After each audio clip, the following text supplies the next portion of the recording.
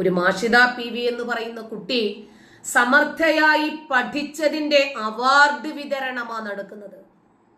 സംഘാടകർ ആ കുട്ടിയെ വേദിയിലേക്ക് വിളിക്കുമ്പോ സമസ്തയുടെ നിയമം നിങ്ങൾക്കറിയില്ലേ എന്ന് ചോദിച്ച് സമർത്ഥയായി പഠിച്ച കുട്ടിയെ അപമാനിച്ചിറക്കി വിടുകയാണ് ഈ മത നേതാക്കൾ.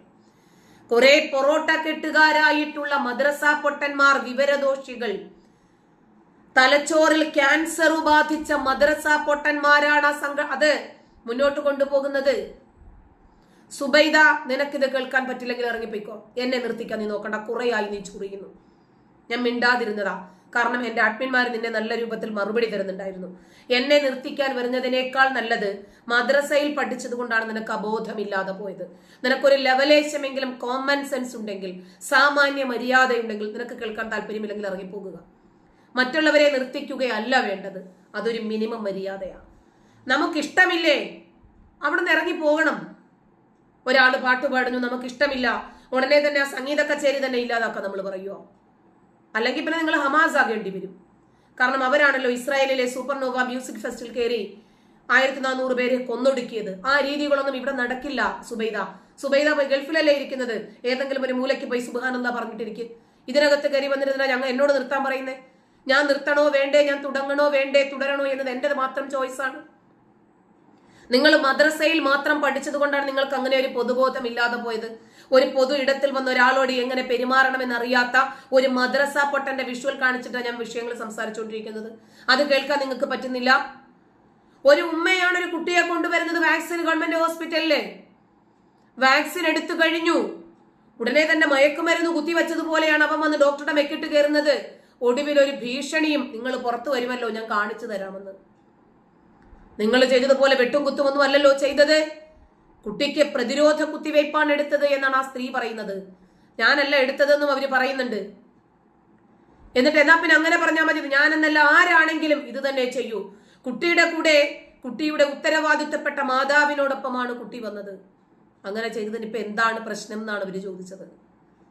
അപ്പൊ ഇതുപോലെയുള്ള മദ്രസ പൊട്ടന്മാരായിട്ടുള്ള അന്തം കമ്മികളും അന്തം കമ്മിണികളും ഈ രാജ്യം തകർത്ത് തരിപ്പണമാക്കിക്കൊണ്ടിരിക്കുകയാണ്. ഒരു കുടുംബ വഴക്ക് പോലെയുള്ള ഒരു മുദ്രാവാക്യം കൂടെ നിങ്ങളൊന്ന് കേട്ടോ, എന്താണെങ്കിലും സമ്പൂർണ്ണമാകട്ടെ.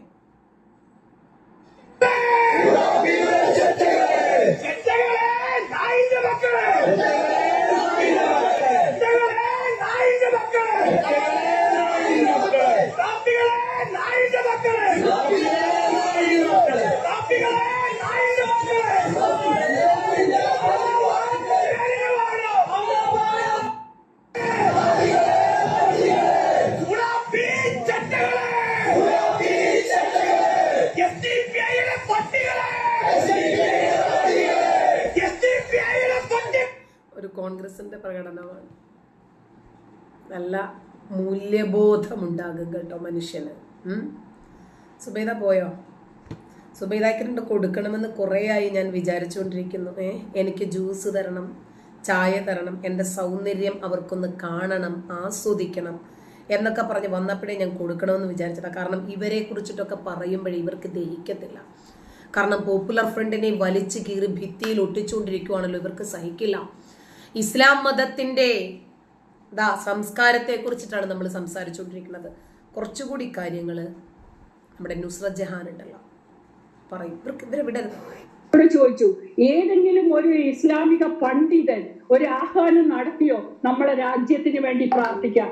എന്നെ വിളിക്കാത്ത തെറിയില്ല. ഞാൻ അച്ചടിച്ച എല്ലാ ഭാഷയിലുള്ള തെറി എന്നെ വിളിച്ചു. എന്തിനു വേണ്ടി? ഞങ്ങൾ മനസ്സിൽ രാജ്യത്തുണ്ട്. എവിടെ? അതേ ദിവസം ക്രിസ്ത്യൻ സഭ അതിനുവേണ്ടി പ്രാർത്ഥനയ്ക്ക് വേണ്ടി ആഹ്വാനം ചെയ്തു. ഇവര് പിന്നെ കത്വാല പെൺകുട്ടിക്ക് വേണ്ടി മെഴുകുതിരി കത്തിക്കും, ഹമാസിനുള്ളവർക്ക് വേണ്ടി മെഴുകുതിരി കത്തിക്കും, പാലസ്തീനുള്ളവർക്ക് വേണ്ടി മെഴുകുതിരി കത്തിക്കും. എന്താണ് പാകിസ്ഥാന്റെ ബോർഡറിൽ പാകിസ്ഥാൻ പട്ടാളക്കാർ മുസ്ലിം ആയവർക്ക് ഉണ്ടാവും. ഇറാന് വേണ്ടി കത്തിക്കും, യമന് വേണ്ടിയിട്ട് എല്ലാം മുസ്ലിങ്ങള് അവിടെ അല്ല. പക്ഷെ ഒരു മെഴുകുതിരി, ഒരു പ്രാർത്ഥന പണ്ഡിതനെന്നല്ല, പൊളിറ്റിക്കൽ ഇസ്ലാമിസ്റ്റ് എന്ന് മാത്രമല്ല, ഒരു നവോത്ഥാന നായകന്മാരെയും നമ്മൾ കണ്ടിട്ടു. ആ പഹൽഗാം ഭീകരാക്രമണത്തെ എതിർത്തുകൊണ്ട് ഒരു വാക്കെങ്കിലും സംസാരിക്കാൻ ഈ മത മേലധ്യക്ഷന്മാർക്ക് കഴിഞ്ഞിട്ടുണ്ടോ എന്നതാണ് ചോദ്യം. ഇത് സംസാരിക്കുന്നത്. ഇവരൊക്കെ എവിടെ പോയി? അത് കേരളത്തിനെ ഹൈജാക്ക് ചെയ്തു എന്ന് വേണം നമ്മൾ കണ്ടുവെടുത്താ. പണ്ടൊക്കെ കമ്മ്യൂണിസ്റ്റിലുള്ള കുറെ എഴുത്തുകാരും നല്ല നല്ല നമ്മൾ ആഗ്രഹിച്ചിരുന്ന പ്രസംഗങ്ങളും എഴുത്തുകാരുള്ള കുറെ കാലഘട്ടം ഉണ്ടായിരുന്നു. ഇപ്പൊ രാഷ്ട്രീയത്തിന് വ്യത്യാസം ഉണ്ടെങ്കിലും നമ്മൾ അവരെയൊക്കെ വാക്കുകൾ ആഗ്രഹിച്ചിരുന്നു കേൾക്കാം. ഇന്ന് അങ്ങനത്തെ ഒരു വാക്കുകൾ നവോത്ഥാനത്തിന്റെയോ ഒരു സമാധാനത്തിന്റെയോ ഇവരെയൊന്നും വായിന്ന് എന്താ വരാത്ത? ഒരു ചുംബന സമരം ഉണ്ടായാൽ പോലും തെരുവിലിറങ്ങി സമരം നടത്തും. ഇന്ന് അവരൊക്കെ എവിടെ? നമ്മുടെ രാജ്യത്തെ പെണ്ണുങ്ങളെ സിന്ദൂരം അയച്ചപ്പോ ഒരു ഉസ്താദ് ട്രെയിനിനകത്തിരുന്ന് സ്വയംഭോഗം ചെയ്തു. എന്തേ നിങ്ങൾ ആരും അതിന് അഭിപ്രായം പറഞ്ഞ് രംഗത്ത് വരാത്തത്? മദ്രസകളിൽ ദിനേന 100 കണക്കിന് ശിശു പീഡനങ്ങൾ നടക്കുന്നുണ്ട്, കുണ്ടനടികൾ നടക്കുന്നുണ്ട്. എന്തേ നിങ്ങൾ ആരും എതിർത്തുകൊണ്ട് രംഗത്ത് വരാത്തത്? അപ്പൊ നിങ്ങൾക്കറിയാം സെലക്റ്റീവായിട്ടുള്ള വിഷയങ്ങളിലാണ് പ്രതികരിക്കേണ്ടത്. പഹൽഗാം ഭീകരാക്രമണത്തിൽ കൊല ചെയ്യപ്പെട്ട 29 പേർ ഇന്ത്യക്കാരായിരുന്നു. ഞങ്ങളുടെ ഹൃദയം വേദനിച്ചു.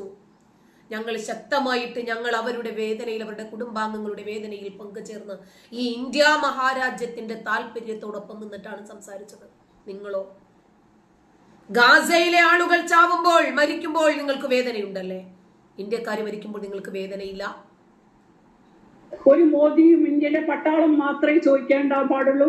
140 കോടി ജനങ്ങളുള്ള ഈ രാജ്യത്തെ ഓരോ വ്യക്തിയുടെ ഉത്തരവാദിത്തമാണ് നമ്മുടെ രാജ്യത്തിന് വേണ്ടി നമ്മൾ സംസാരിക്കണം.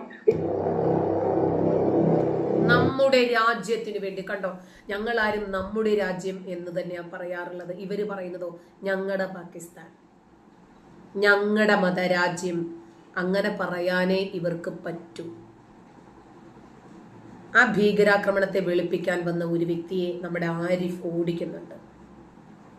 വെടിവെച്ച വിഷയമുണ്ടല്ലോ കാശ്മീരിൽ, അത് നിങ്ങൾ ഏത് അർത്ഥത്തിലാണ് അത് മുസ്ലിം വിഷയമായിട്ട് കൊണ്ടുവരുന്നത്? ഈ ജനം ടിവിയിലും മറ്റേ ടിവിയിലൊക്കെ പൊതുവെ ഇങ്ങനെ കളാണ് ചലിച്ചോണ്ടിരിക്കുന്നില്ല. എന്തിനാ വെടിവെച്ചത്? ആരാ വെടിവെച്ചത്? നിങ്ങൾ പറ. ഇന്ത്യ എന്ന് പറയുന്ന രാജ്യത്തിന്റെ ശത്രു രാജ്യമാണ് പാകിസ്ഥാൻ. ആണല്ലോ എന്ന് വെച്ചാൽ എന്നോട് ചോദിക്കണം, നിങ്ങൾക്ക് പറയാനുള്ളത് പറയും. പാകിസ്ഥാനെ സംബന്ധിച്ചിടത്തോളം അവർക്ക് മതമോ ഇതൊന്നും നോക്കിയിട്ടല്ല അവര് കാര്യങ്ങൾ ചെയ്യുന്നത്. പിന്നെ മുണ്ട് നോക്കിയാൽ കറണ്ട് എങ്ങനെയുണ്ട്? വേറൊരു ഉസ്താദ് പട്ടം ചോദിക്കുന്നുണ്ട്. അത് പാകിസ്ഥാൻകാരാണെന്ന് എന്താണ് നിങ്ങൾക്ക് ഉറപ്പ്? പാകിസ്ഥാന്റെ റെസിസ്റ്റന്റ് ഫ്രണ്ട് ഇത് ഏറ്റെടുത്തിട്ടുണ്ട്. പഹൽഗാമിൽ നടന്ന ഭീകരാക്രമണം ഞങ്ങളാണ് ചെയ്തതെന്ന് ലഷ്കർ ഇ തൊയ്ബയും ഏറ്റെടുത്തിട്ടുണ്ട്. ഇന്ത്യക്കാരാണ് എന്ന് കരുതിയിട്ടാണോ ലഷ്കർ ഇ തൊയ്ബക്കാർ പഹൽഗാമിൽ ആക്രമണം നടത്തിയത്? അല്ല, തുണി പൊക്കി ലിംഗനിർണയം നടത്തിയിട്ടാ കൊന്നത്. അപ്പോൾ അത് കാഫിറു തന്നെ ആയിരിക്കണം കൊല്ലപ്പെടേണ്ടത് എന്ന് അവർക്ക് നിർബന്ധമുണ്ടായിരുന്നു. തീവ്രവാദികൾ വന്നിട്ട് ഹിന്ദുക്കളുടെ മുണ്ട് പൊക്കി കലിമ ചൊല്ലിച്ചത് എന്തിനു വേണ്ടിയിട്ട്? മുണ്ട് പൊക്കിയിട്ട് അവർ നോക്കിയത് എന്താണ്? രാജധാനിയുടെ സമയമാണ് അവർ നോക്കിയത്. മുണ്ട് പൊക്കി നോക്കിയത് ഇന്ത്യ എന്ന് പറയുന്ന വലിയൊരു രാജ്യത്ത് ഇന്ത്യ ഇരിക്കുന്നത് മുണ്ടിന്റെ അടിയിലാണ്. ഇന്ത്യയിൽ ഒട്ടുക്കും കലാപം ഉണ്ടാക്കിയിട്ട് ഇന്ത്യക്കാരെ വെടിവെക്കാൻ വേണ്ടി വരുമ്പോ എന്തിനാ മുണ്ട് പൊക്കി നോക്കുന്നത്? അതിപ്പോ മുസ്ലിം ആണെങ്കിൽ ഇന്ത്യക്കാരൻ തന്നെയല്ലേ? അവൻ അങ്ങനെ വെടിവെച്ചാൽ പോരെ? നിങ്ങൾ ക്ലിയർ ആയിട്ട് പറയാം, മുണ്ട് പൊക്കി നോക്കിയത് എന്തിനു വേണ്ടിയിട്ടാ പറയും? മതം തിരിയാൻ വേണ്ടി. അപ്പൊ പിന്നെ അത് മത തീവ്രവാദമല്ലേ? ഏത് മതമാണെന്ന് അറിയാൻ വേണ്ടിട്ടാ പൊക്കി നോക്കിയത്? അതും കൂടി പറയും. മുണ്ട് പൊക്കി നോക്കിയാൽ മനസ്സിലാവുന്ന മതം ഏതാണ്? പറയും. ചോദിച്ചാൽ ഉത്തരം ഉണ്ടോ? ഇല്ലെങ്കിൽ ഫോൺ വെച്ചോ. ഇസ്ലാം. അപ്പൊ പിന്നെ നിങ്ങൾ അത് ഇസ്ലാമാണെന്ന് ഞാൻ പറയുമ്പോൾ അതെന്തിനാ നിങ്ങൾ പ്രശ്നമാണെന്ന് പറയുന്നത്? ഇത് ഇസ്ലാമാണ് ഇതിന്റെ പിന്നിലുള്ള തീവ്രവാദ ആശയം എന്ന് നിങ്ങൾക്ക് പറയാൻ പറ്റുന്നില്ല, പക്ഷെ എനിക്ക് പറയാൻ കഴിയുമ്പോ അതുകൊണ്ടാണ് നമ്മൾ പറയുന്നത് ഇസ്ലാമാണ് പേപ്പട്ടി മതം എന്ന്. ഇപ്പൊ പിടികിട്ടോ? കൊടുക്കണ്ട രൂപത്തില് ഇവരോട് ഈ ഭാഷയിലല്ലാതെ പിന്നെ ഏതു ഭാഷയിലാ മറുപടി പറയേണ്ടത്? എന്നിട്ട് ഇവര് പറയാണ് ആരിഫിന് സംസ്കാരമില്ല, ഭാഷകൾ ശരിയല്ല, സഭ്യതയില്ല. മുണ്ട് പൊക്കി ലിംഗനിർണയം നടത്തി കൊന്ന ഒരു ഭീകരാക്രമണം മതഭീകരാക്രമണമാണ് എന്ന് പറഞ്ഞതിനെ നമുക്കെതിരെ ഇങ്ങനെ തെറി വിളിച്ചിട്ട് എന്താ കാര്യം? അപ്പൊ ഉള്ള കാര്യം ഉള്ളതുപോലെ പറയുന്ന ആളുകളെ അകറ്റി നിർത്തുകയും കപടന്മാരെ കൂട്ടുപിടിക്കുകയും ചെയ്യുന്ന നിങ്ങളുടെ ഈ രാഷ്ട്രീയ തന്ത്രമുണ്ടല്ലോ, ഇനി ഇതെങ്ങും വില പോകത്തില്ല. ജനങ്ങൾക്ക് നിങ്ങളുടെ കാപട്യം മനസ്സിലായി.